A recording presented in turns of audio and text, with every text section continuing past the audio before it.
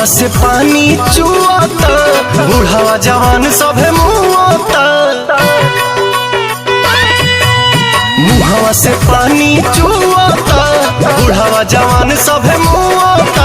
डालब रंग होलिया में तोहरा हो चोलिया में, भगलू उठा के कहे घाघरी घाघरी अरे घाघरी।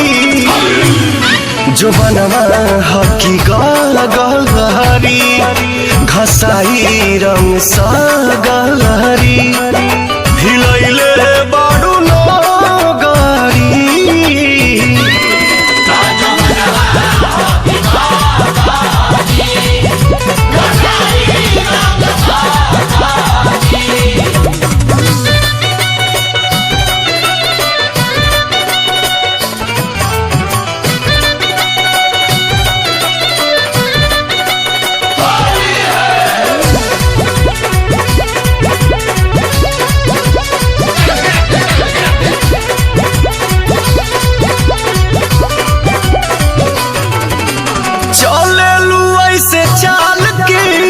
से जवानी दलकता तो पतनी ओढ़निया से दोनों जो बनवा झलकता।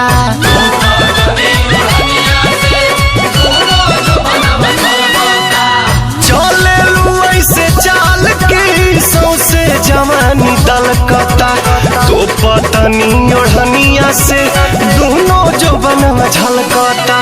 होली में हिलावता रू कहे सनकावता रू, मन के जवानी को दे भारी भारी अरे भारी।